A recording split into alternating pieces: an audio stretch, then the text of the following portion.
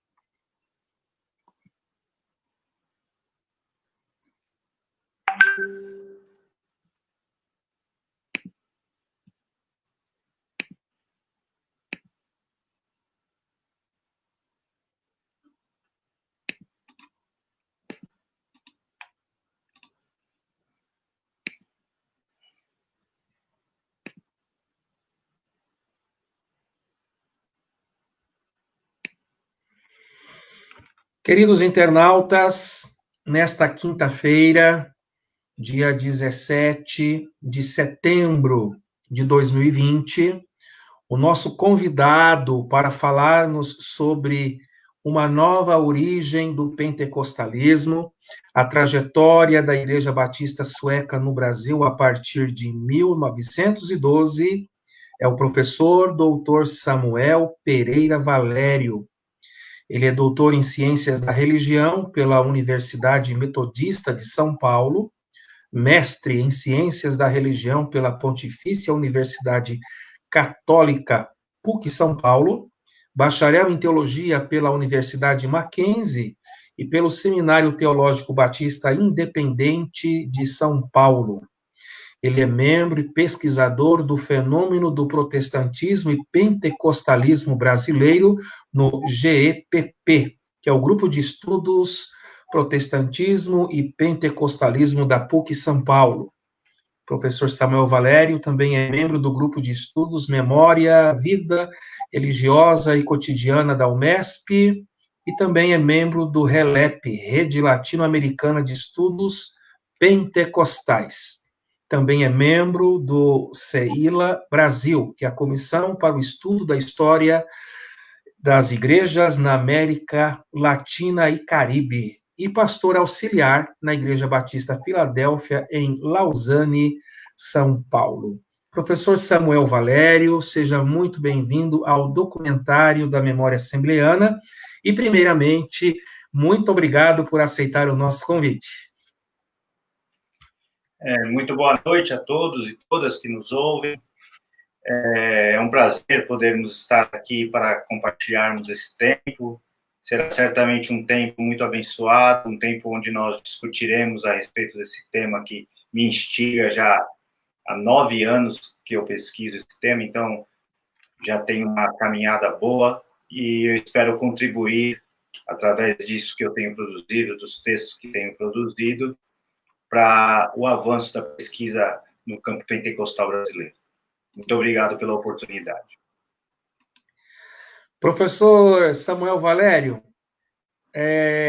a nossa amiga, a professora doutora Marina Correia, que estará aqui quinta-feira que vem, na entrevista sobre a história assembleiana, de acordo com o livro que ela tem também em mãos, já mandou aqui os cumprimentos, o Abarian Vieira Lemos. Fique à vontade aí para cumprimentar os internautas e, em especial, aí, a nossa amiga Marina. Boa noite a todos, meus queridos, e A Marina, que é uma amiga de caminhada.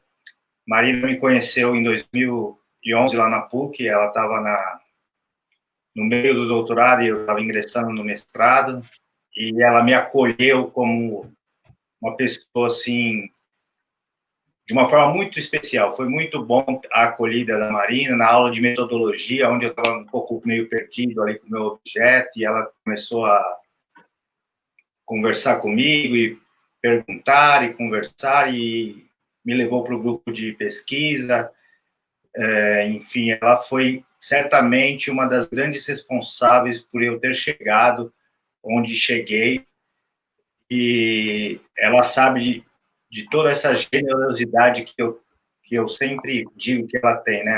Ela é uma pessoa generosa, não só na vida, mas também na vida acadêmica. Então, ela é uma generosa de mão dupla, e eu sou muito grato a Deus pela vida dela, pela vida do Carlos, que se tornaram meus amigos, e é sempre um prazer falar da Marina. A Marina é uma pessoa realmente singular.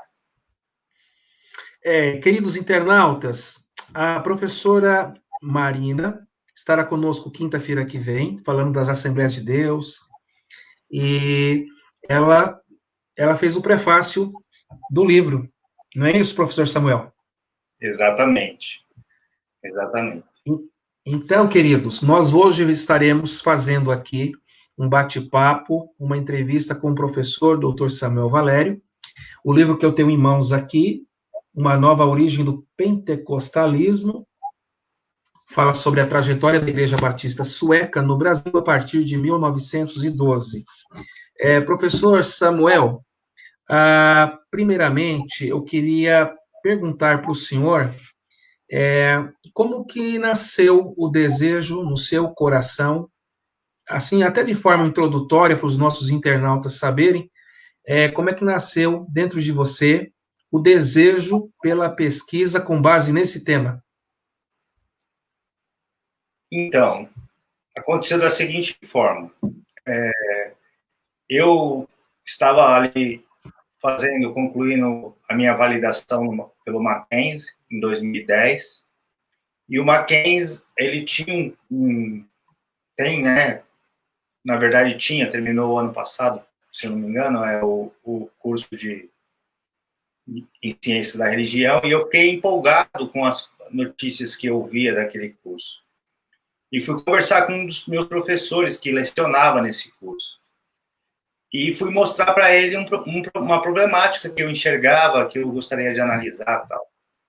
E ele me recebeu muito mal, sabe? Não me deu ânimo nenhum para continuar pesquisando. Jogou um balde de água fria. E aí eu comecei a pesquisar na internet e achei a PUC e achei o Edin, que foi o meu orientador no mestrado, que também é uma pessoa muito especial, a quem eu sempre faço questão de mencionar e agradecer, porque ele foi fundamental também na descoberta desse processo.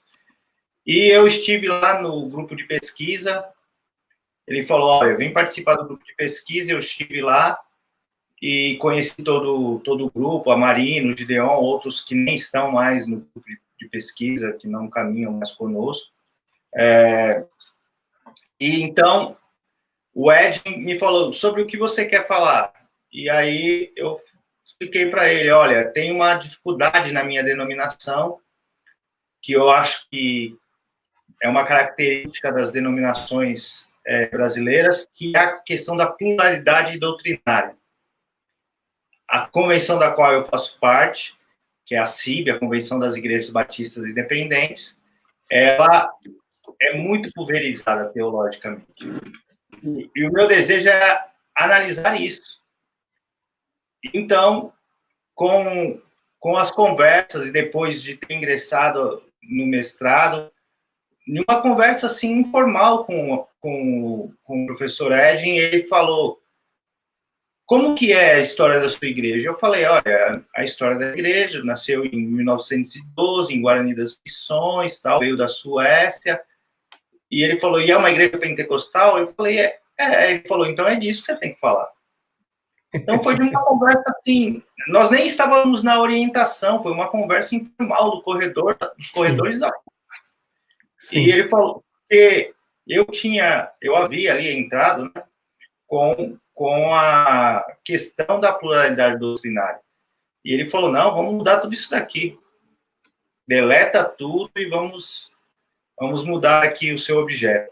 E então, aí com a ajuda do professor Décio também, que foi muito fundamental, assim, minucioso nas colocações que fazia na disciplina de metodologia, né? E ali foi nascendo o objeto, até que nós fomos fazendo aquele recorte temporal necessário para dar conta, né? Então, eu fiz durante o mestrado uma análise, um resgate histórico e uma análise desde a década de 1880, por volta dessa década mais ou menos, até até o ano de 1919, quando surge a Convenção das Igrejas Batistas Sul-Rio-Grandense, e foi ali que eu esgotei a minha pesquisa para dar um recorte histórico pontual, porque senão não dava conta, né, de analisar tudo dentro do mestrado, que são só 2 anos e passa muito depressa. É assim que nasceu. Basicamente, em poucas palavras, eu posso dizer que assim nasce a minha pesquisa. E é claro que com todos os pitacos, né, a Marina foi fundamental, o Gideon foi fundamental, o Gideon me ajudou sobremaneira também, porque sempre trazia elementos que eu não conhecia, e como sou de fora do campo assembleiano, trazia essas comparações, essas relações ali do começo, que eram importantes. Então, nós fomos sempre criando esse diálogo, eu, Marina, Gideon, que foi trazendo elementos onde eu pude comparar esse processo da instalação da igreja no Brasil e como tudo isso se deu, até porque na Suécia, tanto a Assembleia de Deus, os fundadores da Assembleia de Deus e o Levi Petrus, como também os fundadores da nossa denominação aqui no Brasil, foram da mesma convenção na Suécia, a Convenção Batista na Suécia, né? Então, existe um vínculo aí que não tem como desamarrá-lo, né? Ele existe e não há como desvincular disso. Queridos internautas, eu estou recebendo o meu amigo, professor Dr. Samuel Pereira Valério, que fez o seu doutorado na UMESP, na Universidade Metodista, e na época que ele era doutorando, eu estava mestrando. E foi ali que a gente se conheceu nos corredores da academia. Lembra, Samuel? Sim, claro. Muito.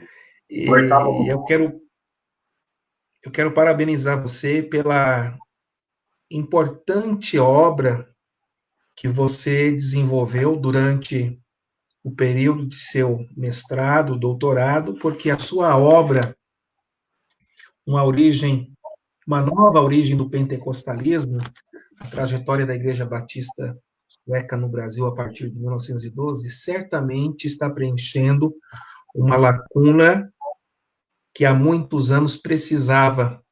E hoje nós temos um referencial e leitura obrigatória, o livro do professor Samuel, depois ele vai deixar para os internautas como adquirir o livro, viu, Samuel? Não esqueça que você precisa fazer o seu merchan aqui, porque nós precisamos de fontes confiáveis e a sua pesquisa é de um rigor metodológico, de uma relevância extremamente significativa, e em cima disso eu queria perguntar quais são as fontes primárias e secundárias que você utilizou para a produção da sua tese de doutorado. Utilizei na tese muitas fontes, eu tive acesso, tive a oportunidade, durante o mestrado ainda, de ir à Suécia, porque o meu irmão ele trabalhou como missionário na Suécia nos últimos 7 anos, de 2013 até agora, julho de 2020. Então, ele foi apresentado como missionário na Suécia em 2012, e eu tive a oportunidade de ir com ele à Suécia, e conhecer a nossa missão na cidade de Örebro, onde ele foi apresentado, porque houve uma convenção das igrejas suecas lá naquela cidade, e tive acesso a um arquivo da cidade. Diferentemente do Brasil, a Suécia é extremamente organizada quanto aos seus arquivos. Um ano após uma instituição comercial ou religiosa ter aberto as suas portas, ela tem que disponibilizar todo o seu acervo documental no arquivo da cidade. Então, encontrei ali cartas, atas, eu encontrei não posso considerar uma ata, mas um papel onde foi exigido pelos alunos da então Escola Missionária de Örebro, eles exigiram que o curso se tornasse um curso de teologia, porque havia muitas escolas bíblicas, né, naquele tempo. Ainda nós estamos falando aqui de 1892, quando surge essa carta. Então, os alunos preenchem aquela carta e pedem para o pastor John Ongeman assiná-la. Então, eu encontrei intacto um documento de 120 anos. Então, tinha um acervo imenso. Então, eu trouxe muito material. Então, recorte de jornais, tanto periódicos da cidade, como periódicos também cristãos, né, que falavam do que estava acontecendo ali na Suécia, de onde eu fui extraindo elementos para mostrar que existiu na Suécia um movimento que eu caracterizo no livro como proto-pentecostalismo sueco, porque era um movimento avivalista que existia ali em Örebro e em outras cidades da Suécia, onde a liturgia, ainda que fazia parte da Convenção Batista, era uma liturgia mais avivada, uma liturgia com cânticos mais modernos para aquela época, com um culto mais livre, sem aquele rigor todo daquela liturgia batista tradicional. Então, desse movimento emerge essa igreja, né? É uma igreja que existe lá na Suécia até hoje, tem cerca de, acho que uns 150 anos essa igreja tem, então é uma igreja Sim. de muito tempo, e com uma estrutura sensacional, e eles têm hoje o seminário, que hoje não funciona mais nas dependências da igreja, mas a biblioteca do seminário lá de Örebro é uma coisa assim absurda de grande para um seminário, né?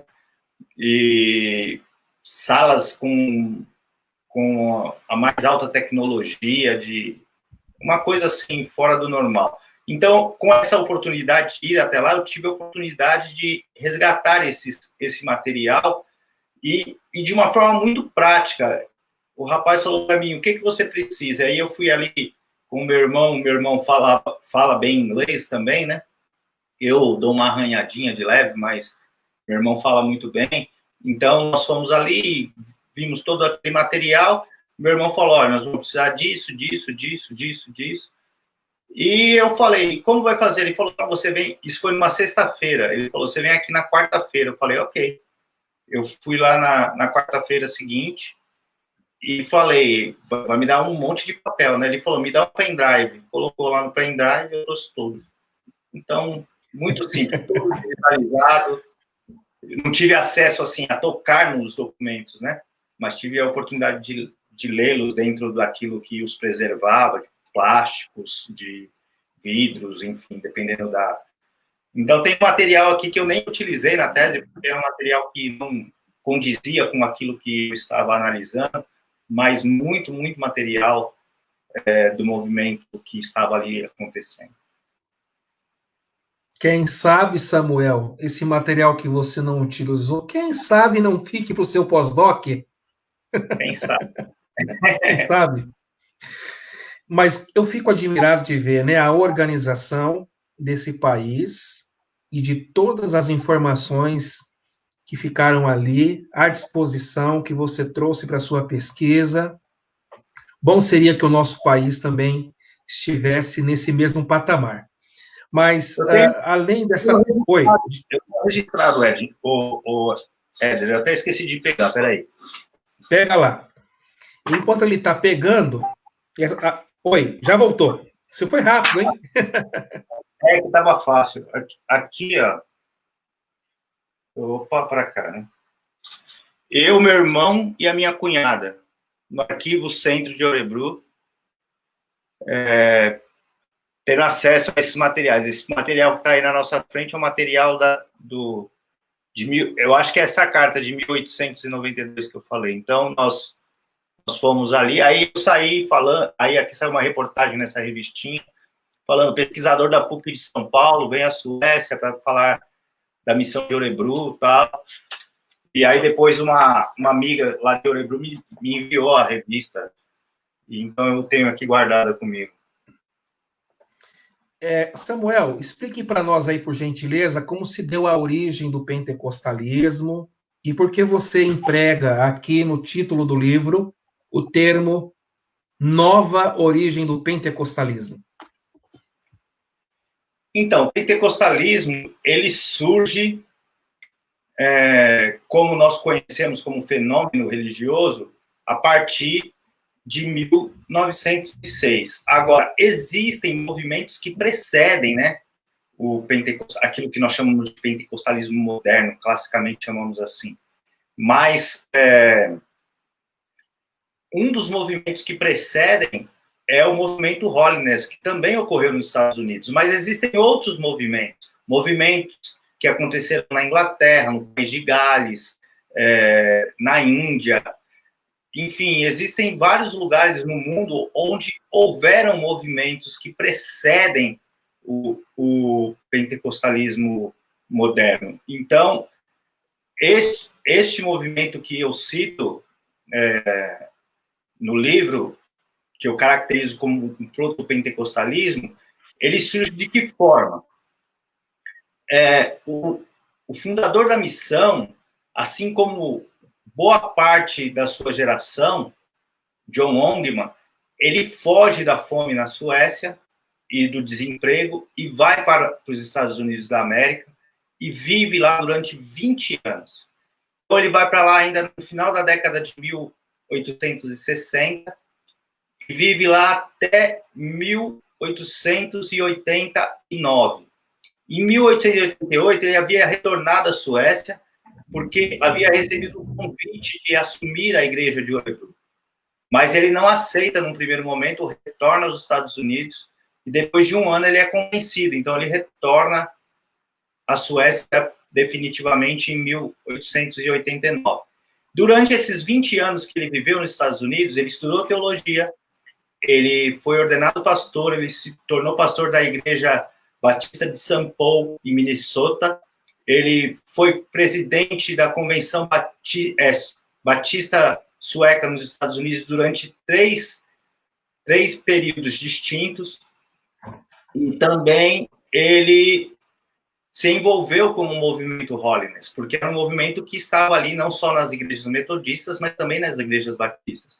Então, quando ele retorna à Suécia, uma das características do seu ministério é trazer essa modernização entre as igrejas batistas. Então, a liturgia da igreja em Örebro era uma liturgia diferente das demais igrejas batistas na Suécia, porque ele trouxe cânticos que ele traduziu do inglês para o sueco, trouxe toda aquela teologia mais avivada, elaborada por Gordon, por Finney, Thompson e outros autores teólogos contemporâneos a ele, né, que foram importantes no desenvolvimento teológico de John Ongeman. Alguns deles eu cito também no livro. Então, ele tem essa dinâmica. E por que eu chamo de uma nova origem do pentecostalismo?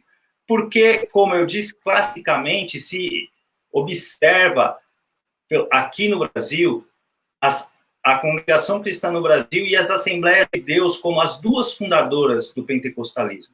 Então, o que eu trago no meu texto é apresentar uma terceira igreja, uma terceira vertente pentecostal, a Igreja Batista Sueca, que nasce com esse nome, se solidifica ali no sul do Brasil com esse nome, mas que não tem a dinâmica da Assembleia de Deus e da Congregação Cristã no Brasil. Ela demora muito mais tempo para se expandir, para crescer, e tem uma característica muito diferente. Ela, no sentido weberiano, ela é racional, burocrática, enquanto os demais pentecostalismos, o pentecostalismo das Assembleias de Deus e da Congregação do Brasil, não tem essa preocupação no primeiro momento. O John Longman, ele atribui o seu carisma ao missionário, porque o missionário, por si só, ele não tem aquele carisma que Weber vai chamar do carisma que emerge, né? Weber fala que existe um carisma que emerge e consolida a pessoa, né? O líder carismático. Mas ele não, pelo menos na análise que eu faço, eu não consigo enxergar nele essa característica, mas Weber também vai trabalhar um outro tipo de carisma, que é um carisma herdado. E é sob esse carisma, sob esse olhar, que eu analiso o Eric Jansson, que é o primeiro missionário no Brasil, que ele teria recebido, teria herdado de John Longman este carisma, o qual legitima a sua atuação aqui no Brasil. Então, dessa forma, vai surgir um pentecostalismo diferente, com características sociológicas diferentes, históricas diferentes. Então, o meu texto tem a preocupação de fazer uma análise histórica e sociológica desse pentecostalismo. Há alguns lampejos teológicos, você deve ter observado na leitura, mas esse não era o foco. Quando o foco foi para mostrar uma alteração teológica que houve dentro da denominação. Mas isso fica mais para frente quando nós formos falar desse período. Queridos internautas, estamos recebendo o professor Dr. Samuel Pereira Valério. Eu tenho aqui em mãos a sua obra. Aí todos estão vendo Uma Nova Origem do Pentecostalismo, a trajetória da Igreja Batista Sueca no Brasil a partir de 1912. Interessante, Samuel, que a Congregação Cristã do Brasil, né? Ela se estabelece em 1910, o Movimento da Fé Apostólica, que depois tem a sua nomenclatura para a Assembleia de Deus em 1911, e a Igreja Batista Sueca no Brasil é a partir de 1912. É o ano em que ocorre o naufrágio do Titanic, estamos na República Velha. Você poderia passar para a gente alguma informação de pano de fundo histórico, porque a sua pesquisa tem um cunho histórico, sociológico, da igreja aqui no Brasil, a Igreja Batista Sueca em nosso país, a partir dessa data, 1912? Então, existe um movimento aqui no Brasil de imigração, né? O Brasil, ele trouxe muitos imigrantes a partir da segunda metade do século XIX. Entre eles vieram os suecos. John Longman foi para a América, mas para a América do Norte. Outros suecos vieram para a América do Sul e foram para a região onde nasce a Igreja Batista Sueca, em Guarani, Ijuí, e algumas outras colônias que haviam ali no extremo sul do Brasil, que é quase já na fronteira com o Uruguai, né? Bem no sul do Brasil esse lugar. Mas, enfim, existe, então, todo esse incentivo, né? O governo brasileiro chegou a enviar e montar na Suécia um escritório que estimulava a imigração de suecos para o Brasil. Eu cito também isso na tese, no livro, mas isso foi pesquisado também por um jornalista que ele é sueco, mas viveu no Brasil, fez jornalismo na PUC de Campinas, e ele hoje é pastor lá na Suécia, mas ele que resgata essa questão e traz o que é o Leif Ekström. Então, ele faz esse resgate mostrando que havia uma atuação do governo brasileiro em terras suecas a fim de trazer imigrantes, trazer incentivo para que as pessoas viessem para cá. Então, não é por acaso que tudo ocorreu. Eles fugiram de lá da fome, fugiram de lá das doenças que assolavam a Europa, mas vieram para cá com perspectivas e trouxeram para cá toda a sua esperança e também a sua religiosidade, né? A maioria deles, assim como a maioria dos suecos da época, eram luteranos, mas entre eles vieram alguns batistas, que foram os responsáveis por trazerem depois, posteriormente, fazerem o pedido para que a convenção ou a missão de Örebro enviasse um primeiro missionário. Isso foi feito ainda no século XIX, em 1892, veio o primeiro missionário Adolf Larsson, mas ele chegou ao Porto de Santos e ele começou a distribuir folhetos, algo que nós pentecostais sempre fazíamos, né? Agora parece que a coisa não anda bem assim, mas sempre fizemos isso durante nossa história. Então ele começou a distribuir ali folhetos e literatura cristã e acabou contraindo febre amarela e depois de 15 dias em terras brasileiras, mesmo tendo sido trazido para São Paulo para ser cuidado, ele acabou falecendo aqui em São Paulo. Então ele nem chegou a ir para o sul do Brasil, algo que ocorreu somente com Erik Jansson em 1912, 20 anos depois. Então, houve uma primeira tentativa, que eu acredito que já era essa tentativa que acontecia desse movimento, desse proto-pentecostalismo, que enviava as pessoas. A Suécia era um berço missionário nesse sentido, muitos missionários saíam da Suécia para pregar em outros países. Eu tenho alguns dados aqui que eu também não coloco na tese porque não está dentro do meu objeto de pesquisa, mas igrejas no Congo, igrejas na China, na Índia, e fotos dessas missões que ocorreram por lá. Então, coisas desse tipo que estavam acontecendo ainda no final do século XIX. Então, isso é bastante característico do povo sueco ali naquela época. Eles estavam fugindo por conta da fome, das doenças, mas traziam consigo a sua religiosidade. Então, esse é um pano de fundo que a gente pode colocar. Toda essa questão migratória, toda essa questão religiosa, tudo isso constrói essa sociedade que foi ali desenvolvida no extremo sul do Brasil. Samuel, você sabe que nós estamos aqui no Facebook, no grupo do Memórias das Assembleias de Deus, então aqui o pessoal, na sua maioria esmagatória, aqui são assembleianos. Você citou de forma introdutória, no início da entrevista, sobre Levi Petrus. Você poderia dizer alguma coisa que você tenha coletado na sua pesquisa documental lá na Suécia, sobre Levi Petrus? Você tem alguma informação sobre algum tipo de relacionamento? Já aqui também no Brasil, a Igreja Batista Sueca no Brasil, aqui já na nossa pátria do Piniquim, alguma relação fraternal com os assembleianos ou não? O que existia na Suécia naquele tempo era a mesma convenção, eles faziam parte da mesma convenção, correto? Então, nós precisamos perceber uma coisa. O John Ongman, que é o pastor que funda a missão de Örebro, ele é muito mais velho do que o Levi Petrus.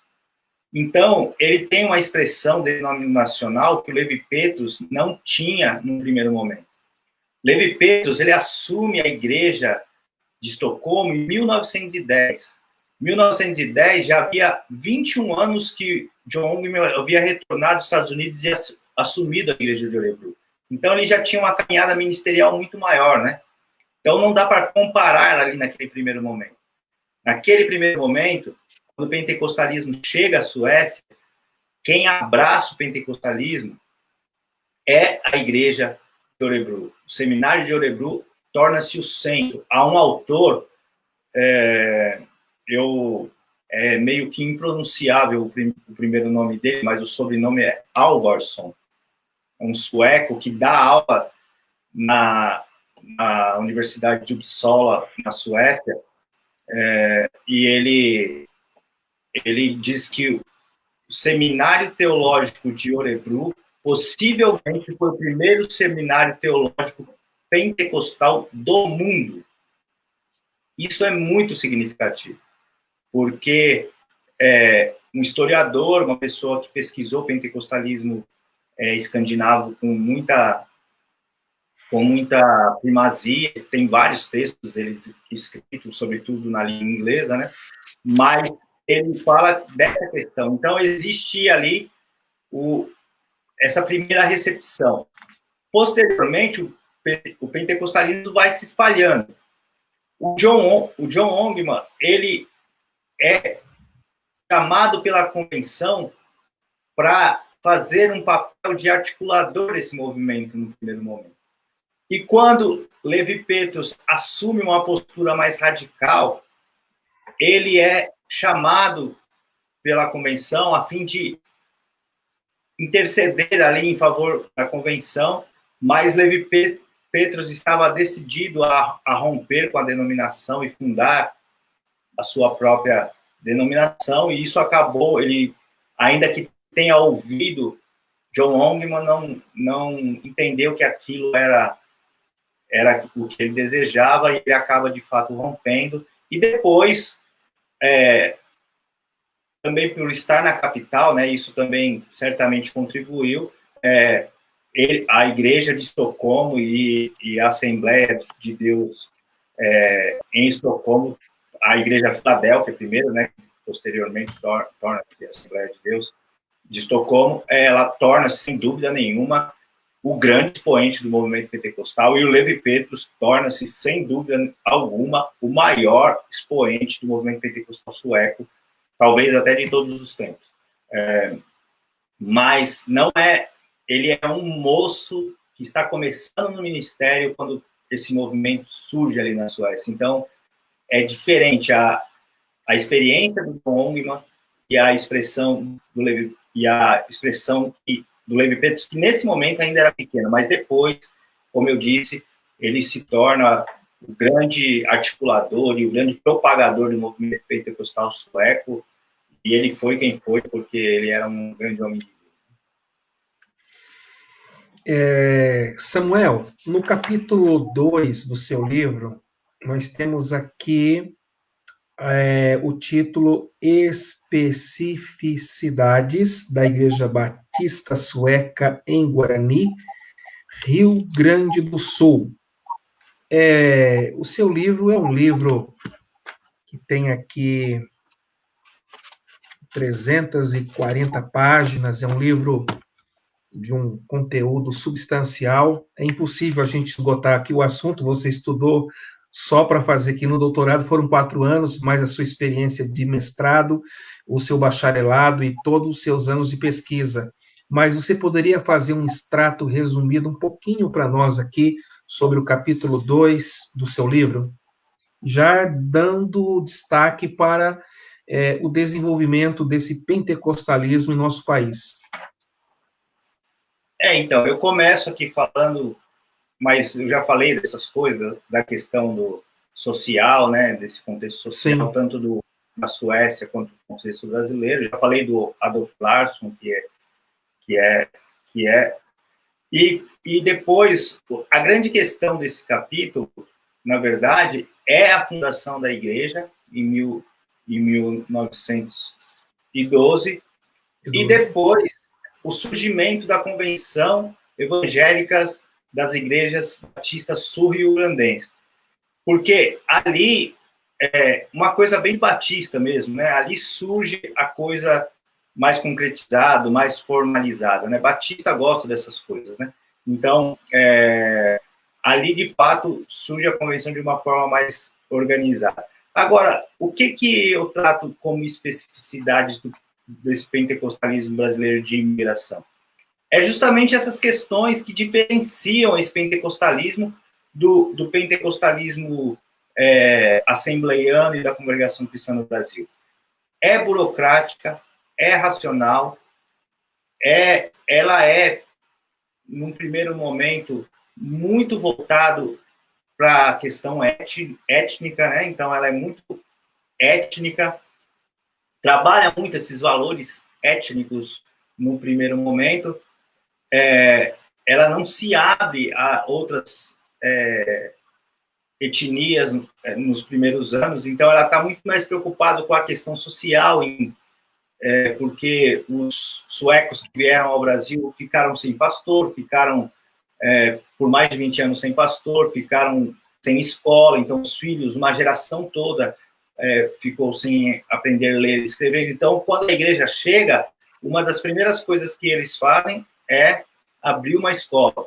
Por quê? Porque isso trazia identidade étnica e fazia com que agora as crianças pudessem ter acesso à leitura. E isso também era uma forma, que eu trabalho também no texto, de ensiná-los a fé, né? De doutriná-los. Então, isso, na verdade, serviu para duas coisas ao mesmo tempo, para uma questão social e uma questão de cunho também espiritual. Então, foi a estratégia que a igreja utilizou ali nesse primeiro momento. Mas essas especificidades no campo sociológico são essas questões weberianas que eu trabalho, essa questão da etnicidade, e Weber vai falar que a coletividade, né, a coletividade étnica, ela é importante para a consolidação de um grupo, e foi justamente isso que eles fizeram, ainda que eles não tenham lido Weber, mas eles fizeram isso. Mas tinha muito a ver, né? Weber estava enxergando um contexto ali similar, né? Porque Weber é um pouco anterior a esses acontecimentos, então era mais ou menos a dinâmica da época, então era muito similar, e eles reproduziram a mesma dinâmica aqui no sul do Brasil. Então, essas especificidades estão caracterizadas por essas questões sociológicas. Serem um grupo também de pouca locomoção, o que é muito diferente na Assembleia de Deus, por exemplo, né? Que é um grupo de intensa locomoção. Eles pegaram carona na urbanização e se expandiram. Enquanto os colonos suecos, eles eram um grupo de pouca locomoção. Então, isso fez com que a igreja ficasse mais circunscrita ali ao Rio Grande do Sul e algumas outras regiões, poucas regiões fora dali. Porque eles eram diferentes, com características diferentes. Mas isso não impedia a atuação do Espírito de Deus ali naquele lugar.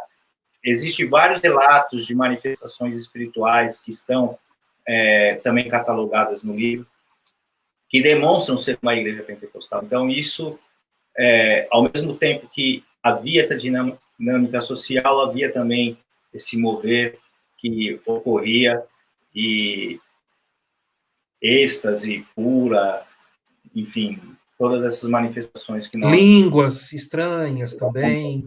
Línguas estranhas e todas essas coisas que nós hoje discutimos na teologia e na historiografia pentecostal. Meus queridos internautas, estamos aí recebendo meu amigo, professor, Dr. Samuel Pereira Valério. Nós estamos conversando a respeito deste livro maravilhoso, Uma Nova Origem do Pentecostalismo, a trajetória da Igreja Batista Sueca no Brasil, a partir de 1912. O professor Samuel, ele teve o privilégio de fazer uma pesquisa de campo na Gênese, lá na origem. Ele foi na Suécia, tem todos os documentos aí que não deu para utilizar tudo na pesquisa, porque ele teve que fazer os recortes. Quem trabalha com objeto de pesquisa, a gente sabe que tem que fazer os recortes para não sair do objeto, mas, enfim, é uma obra maravilhosa. Daqui a pouquinho ele vai deixar para a gente os endereços para os interessados em adquirirem essa obra, que é de extrema importância para quem estuda o pentecostalismo, o protestantismo. E olha, é um tema realmente sugestivo, hein? Uma nova origem do pentecostalismo. Todo mundo, assim, no senso comum, achava que era só a congregação cristã e a Assembleia de Deus aqui no Brasil. E aí, meu querido, o senhor lançou que ano aqui a obra mesmo? Foi no ano de 2020. O livro, pela editora Recriar, 2020, saiu do forno agora há pouco tempo. Quando o senhor vai falando, eu falo senhor porque é o costume assembleiano, a gente é amigo, né? Mas já sai no automático. Falou sobre a criação da Convenção das Igrejas Evangélicas Batistas Independentes do Brasil, e essa caracterização de um pentecostalismo marginal. Nos fale um pouquinho mais, professor Samuel, um pouquinho mais para os nossos internautas que não estão a par do assunto, estão chegando agora, para eles entenderem essa terminologia pentecostalismo marginal, dentro desse contexto da sua pesquisa da Igreja Batista Sueca em nosso país. Então, esse nome, pentecostalismo marginal, um nome que eu fui observando, na verdade, durante todo esse tempo de pesquisa, eu fui vendo que esse é um pentecostalismo marginal. Na verdade, era meu desejo como pesquisador era colocar isso como título do livro, só que ia descaracterizar o que de fato ele apresenta. Ainda que seja um pentecostalismo marginal, as pessoas iam confundir com pentecostalismo e marginalidade, né? Então, eu fui orientado por várias pessoas, mais uma vez, inclusive pela Marina. Marina, sempre grato a você, não tem jeito. Mas, para que alterasse esse texto, o título, mas eu fiz questão de guardá-lo para um dos tópicos, o título do meu 5º capítulo, né? Justamente porque trata-se de um pentecostalismo, essa igreja, a Igreja Batista Sueca, que vai crescendo, que na década de 30, com as questões, né, políticas que nacionalizaram toda a infraestrutura, o governo, depois do Getúlio Vargas, que fecha a fronteira para o acesso cultural, assim, não cultural no sentido pleno, mas de línguas, né? Então, uma das características é esse movimento nacionalista, e então, dentro desse bojo, surgem pastores, dentro da denominação, que tentam, de alguma forma, também nacionalizar essa convenção que estava na mão dos suecos desde o início, até que esse movimento vai se articulando, onde surge em 1952 a Convenção das Igrejas Batistas, a Convenção Evangélica das Igrejas Batistas Independentes do Brasil. Então, ela surge primeiro com esse nome. E ali, de fato, ela se nacionaliza. O primeiro presidente brasileiro, o secretário brasileiro, o tesoureiro sueco, quem cuidava da grana era o sueco, e dali para frente foi se caracterizando, e em 1965 ela assume o nome CIB, Convenção das Igrejas Batistas Independentes, e dali para frente não é mais alterado o nome. Mas é um pentecostalismo que corre à margem, que vai, diferentemente da Assembleia de Deus da Congregação Cristã no Brasil, ele vai traçando uma outra história paralela, diferente em todos os aspectos. Do aspecto de avanço numérico, geográfico, demográfico, não importa. Essa igreja, a Igreja Batista Independente, ela tem uma dinâmica totalmente diferente. E isso faz da Igreja Batista Independente um pentecostalismo muito singular, porque com todo o seu avanço, com todo o seu progresso, por já estar instalado no Brasil há mais de 100 anos e ter cerca de 80 mil membros, para os mais otimistas, né? Eu acho que nem chega a tanto, mas é uma estatística interna da convenção, diz que nós somos cerca de 80 mil membros no Brasil, então fiquemos com aquilo que é oficial, né? Então, cerca de 80 mil membros. Então, para uma igreja centenária, o avanço é muito pequeno. Talvez isso seja o tamanho de um campo da Assembleia de Deus, né? Aqui em São Paulo, por exemplo. Certamente. Então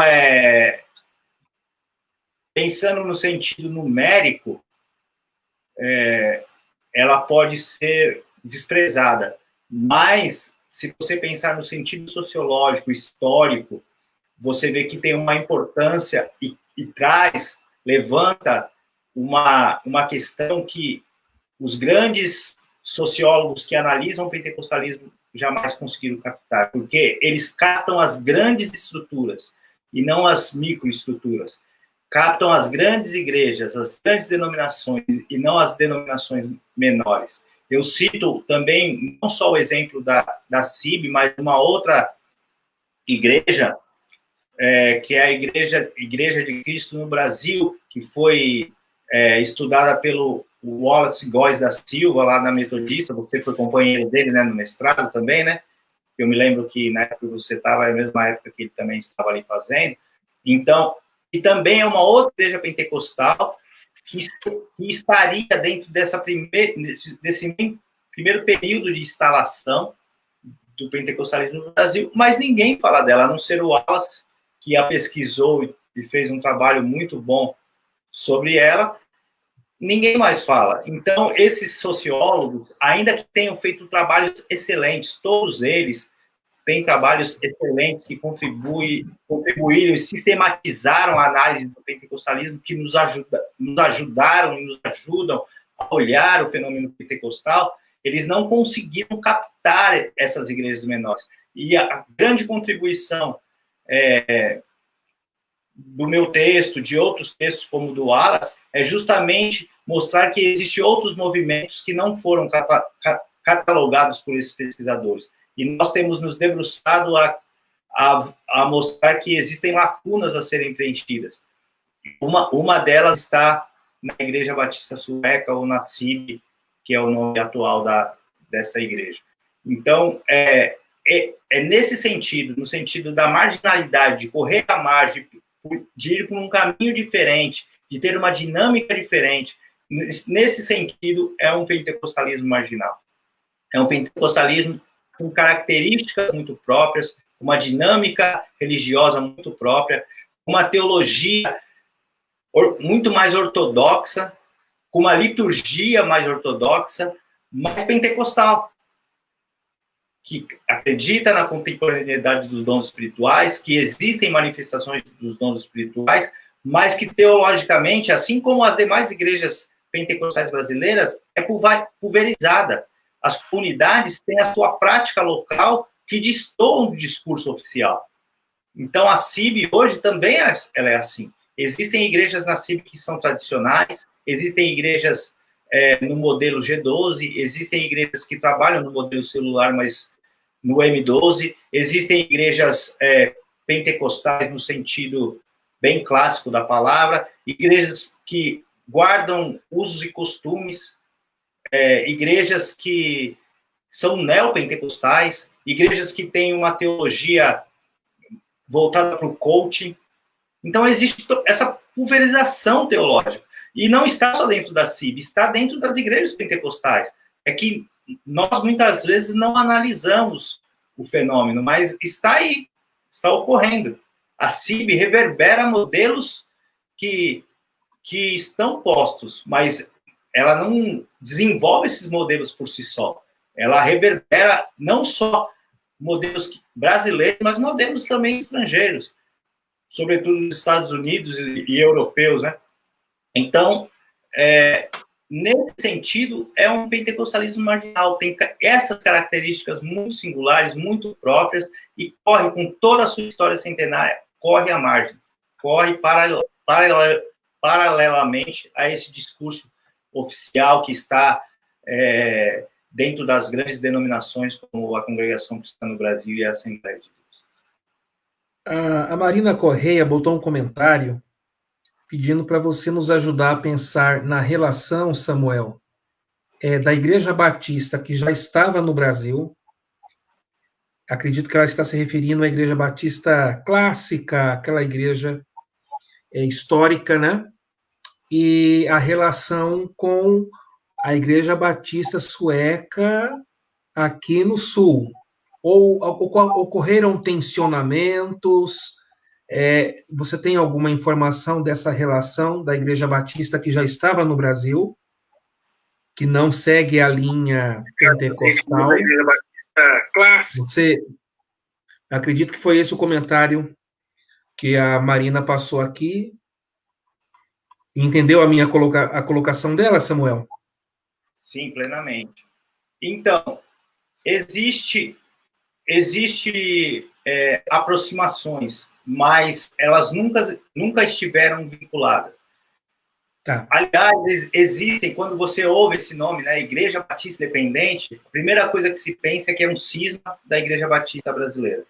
E não é verdade.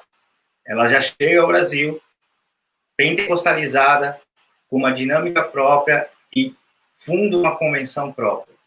Então, diferentemente daquilo que às vezes soa aos ouvidos quando se ouve esse nome,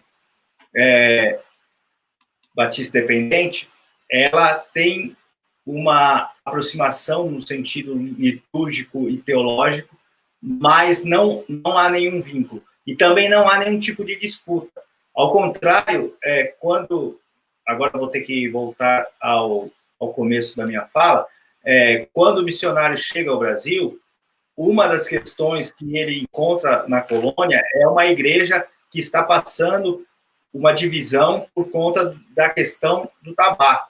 Os suecos, parte da colônia, plantava o tabaco e era a fonte de renda deles, e eles se convertem ou aderem à Igreja Batista e, ao se tornarem membros, são colocados contra a parede, né? Olha, cristão não pode produzir tabaco, né? Então, há uma assembleia e o Eric Hanson, ele é convidado nessa assembleia e ele, no final das contas, acaba opinando, mas o que acaba de fato ocorrendo é que essa igreja ela acaba se rompendo e surge ali em Guarani uma segunda igreja batista entre os suecos, mas agora pastoreada nesse primeiro momento pelo próprio Eric Hanson. Então ele acaba articulando essas duas situações ali no começo. Porque enquanto parte da igreja queria permanecer fora do comércio do tabaco, aquelas pessoas que dependiam exclusivamente daquele dinheiro resolveram continuar, mesmo estando dentro da igreja. Então, foi um posicionamento que aconteceu ali. Parte ficou com um patrimônio e com a igreja, e a outra parte acabou abrindo uma outra comunidade. Mas não havia essa aproximação, a não ser em casos muito pontuais como esse, por exemplo. Mas, de forma geral, havia uma comunhão fraterna bastante interessante, que acabou ocorrendo durante todo o período da atuação dessa igreja aqui no Brasil. Nunca houve aquela aproximação plena, mas nunca houve também um estranhamento, como havia, pelo menos, até a década de 80, um estranhamento tão grande entre batistas e pentecostais, por exemplo, né?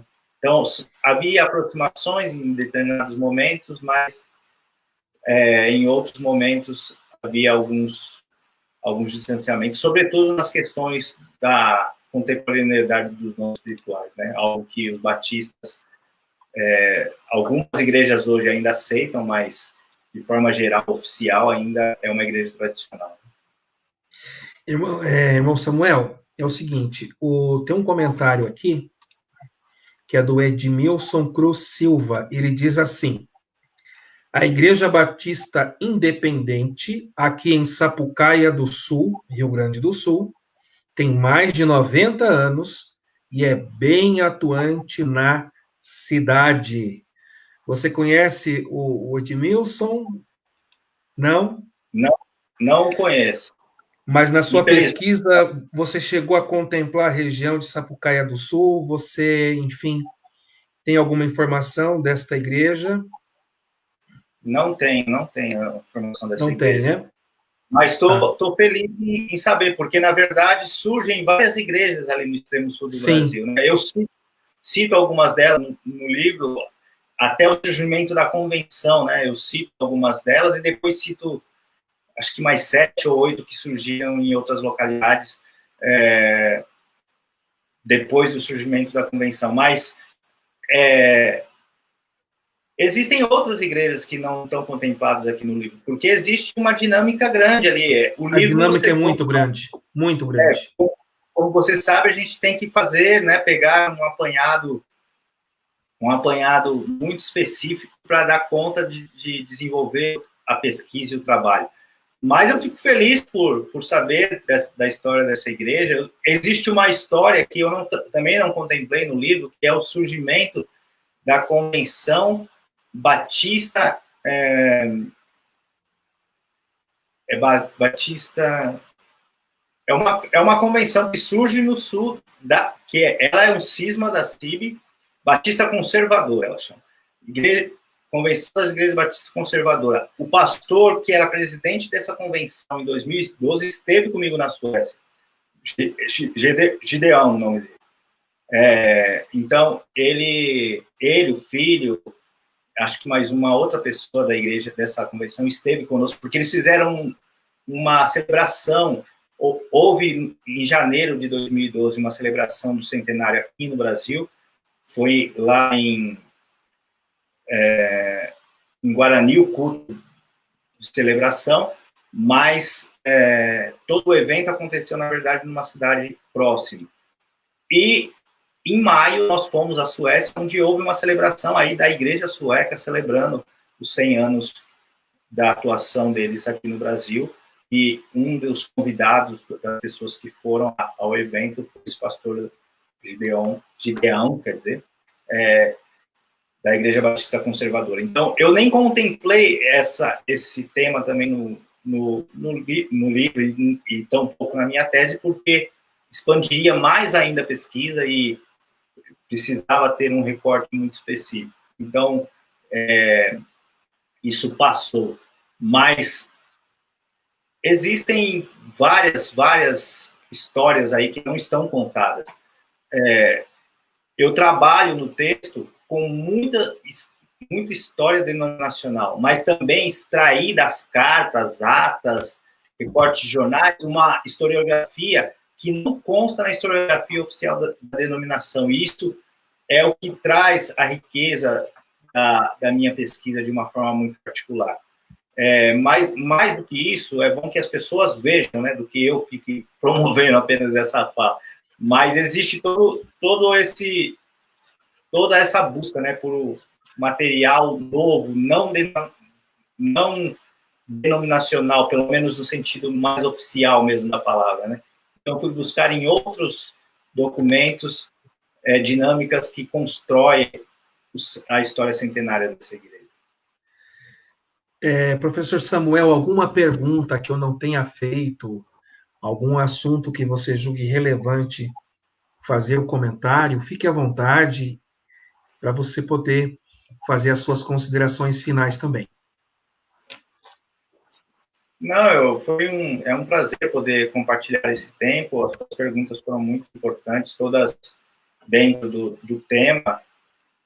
A Marina quis me dar aqui uma apertada, mas ela é gente boa. Tem muito crédito. O aperto dela é um aperto pedagógico. Exatamente. Essa pergunta a Marina sempre me fez durante a pesquisa. Ela sempre me fez essa pergunta, mas Samuel, é a relação entre a Convenção Batista Brasileira e a Convenção Batista Sueca, e a relação entre... porque, para vocês terem uma ideia, uma pergunta que ela fez, por que a Assembleia de Deus não chegou ao sul do Brasil? Existia alguma forma, assim, algum acordo entre os suecos da Igreja Batista Sueca e as Assembleias de Deus para que eles não fossem trabalhar onde já havia uma atuação sueca? É possível, eu não fui atrás de responder essa pergunta. Mas são perguntas que surgem, né? E depois, durante a pesquisa, eu descobri que na década de 1940 surge a primeira igreja Assembleia de Deus em Ijuí, que é uma das colônias onde se instalam a Convenção Batista Sul-Rio-Grandense, né? Então, demorou quase 3 décadas, né, para a Assembleia de Deus chegar. Em 3 décadas, a Assembleia de Deus já estava espalhada pelo Brasil todo, mas não tinha chegado naquela região. Então, surge essa pergunta de fato. É uma pergunta que eu não pude responder. Não houve tempo hábil e nem elementos que eu conseguisse desenvolver uma resposta adequada. Mas foi uma pergunta que ela me fez, que é importante e que fica até a dica para futuros pesquisadores do fenômeno pentecostal. Quais são as relações entre os pentecostalismos, se existe algum tipo de acordo, quem sabe? São perguntas que precisam ser respondidas, que existem ainda esses lapsos, que existem ainda essas brechas que precisam ser preenchidas. E são perguntas que precisam ser respondidas. A Marina sempre me fez perguntas muito pontuais, muito bem elaboradas. Algumas delas estão respondidas nessa obra, mas outras eu não tive nem capacidade, tampouco elementos assim, fontes bibliográficas ou fontes documentais para poder responder. Então, eu preferi abortar as respostas do que responder inadequadamente, né? Então, pastor, professor Samuel, é o seguinte, o nosso povão que está assistindo aqui, nós temos um povo aqui no grupo do Memórias que é bem diversificado, temos acadêmicos, doutores, professores, e temos, enfim, pessoas das mais diferentes classes sociais, mas assim, você sabe que o senso comum, quando fala em pentecostalismo, o povão do senso comum sempre lembra da Rua Azusa, né? Sempre lembra da Rua Azusa, do William Joseph Seymour, né? Enfim, mas você está trazendo aqui uma nova origem. Muita gente não sabia, só achava que era os clássicos assembleianos e os irmãos da Congregação Cristã no Brasil, mas a Igreja Batista Sueca no Brasil, a partir de 1912, marca presença, e o professor Samuel tem nos trazido aí uma pesquisa histórica e sociológica de fundamental importância sobre essa abordagem dos nossos irmãos batistas suecos em nossa pátria tupiniquim. E sempre tem um Gideão no teu caminho, hein? Tem aqui no Brasil, tem lá na Suécia, sempre tem um. Tem que exorcizar isso, misericórdia. Ó, professor, faz o merchan, quem quiser comprar o livro, como é que faz? O livro, O livro está disponível no site da Editora Recriar, então você pode entrar lá no site da Editora Recriar e adquiri-lo, e também pode adquirir comigo diretamente. Se você adquirir comigo, você vai poder levar um livro autografado. Eu tenho alguns exemplares ainda disponíveis aqui comigo, se você desejar, pode me chamar no privado e nós conversaremos, tá bom? Então, você pode adquirir dessas duas formas. Eu não sei se já saiu em e-book, mas o Iago me falou, o proprietário da editora, que estava para sair em e-book também. Então, também é uma outra forma, né, de você poder ler no seu smartphone, no seu tablet, no seu computador. Enfim, são as formas que você pode adquiri-lo, tanto no site da Editora Recriar, comigo pessoalmente, ou então de forma também digitalizada pela Amazon. É isso aí. Antes da gente encerrar, deixa eu ler mais um comentário aqui. O Edmilson Cruz Silva, ele escreveu o seguinte, Samuel, ele fez aquele comentário da Igreja Batista Independente em Sapucaia do Sul, que tem mais de 90 anos, e é bem atuante na cidade. Ele disse, sim, e houve a divisão por causa de usos e costumes. Mas isso fica para outra live, para outro dia, só para a gente poder ler o comentário dele aqui e agradecer a participação dos internautas. E a Marina escreveu que a sua obra é referência acadêmica, certamente. Infelizmente, o nosso tempo chegou ao fim e agradecemos muitíssimo ao professor, doutor Samuel Pereira Valério, pela ótima entrevista e agradeço, sobretudo, aos internautas que ficaram até agora nos brindando com a sua audiência. Desejamos, então, um excelente descanso reparador e até a próxima quinta-feira, aqui no grupo do Facebook do Memórias das Assembleias de Deus. Quinta que vem, professor Samuel, é 24 de setembro e às 10 da noite, vamos receber a professora doutora Marina Correia para falarmos sobre o seu livro, As Assembleias de Deus no Brasil, a Operação do Carisma e o Exercício do Poder. Então, até lá, permitindo Deus, e um forte abraço na paz do Senhor Jesus. Deus abençoe, até mais. Deus abençoe.